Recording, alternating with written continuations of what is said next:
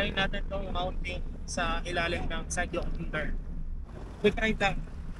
Ito tayo sa Painaig, sa may Rotonda. Tapos, quick lang. It's 7 a.m. At sana naririnig. Dahil feeling ko manghina yung audio dahil medyo malayo ako sa pinaka-action cam. Distance, more or less 12 to 13 kilometers papunta. So, 26 plus, more or less, kilometers total hanggang makauwi tayo sa bahay. Let's go!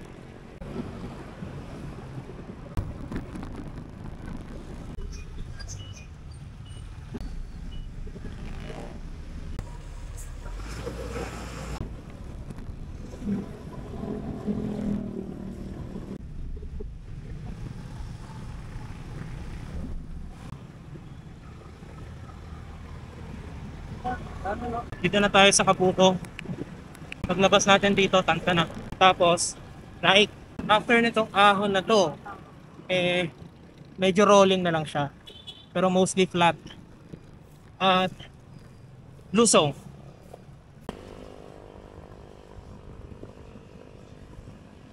Wow, nag-upgrade yung arko nila. Matindi. Finally, we're here sa Naik. And konting stretch na lang to, mga 2 to 3 kilometers. Last stretch bago makarating doon sa may rotonda na Naik. Let's go! Nakikita itong kalsada dito. Naparating ka ng Naik. Kakalagpas lang natin ng arko. Hindi siya basa oh. Walang ulan dito.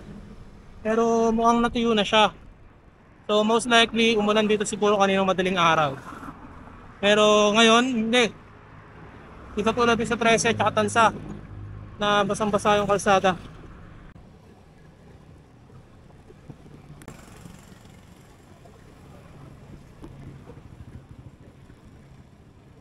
And finally, pagkanan papuntang Tansa, Rosario, kaliwa naman papuntang Maragondon, Carnate. Kaibiang kanan. Tayo ikot lang tayo.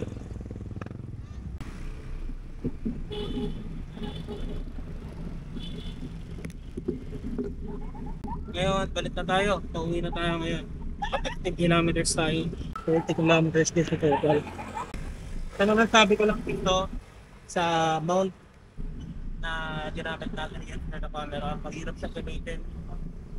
So also di ko alam kung naririnig yung sinasabi.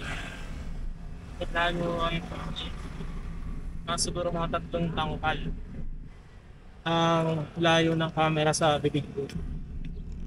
Saka ibalik ko na lang sa dating setup or may naiisip akong i-improvise na chest mount. Tingnan natin kung magagawa ko. Pakita ko sa inyo kung nasaan.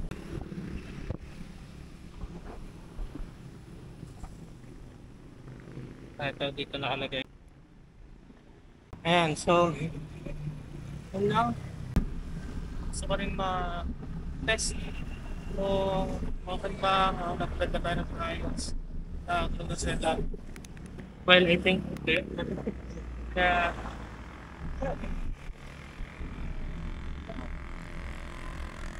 I'm good.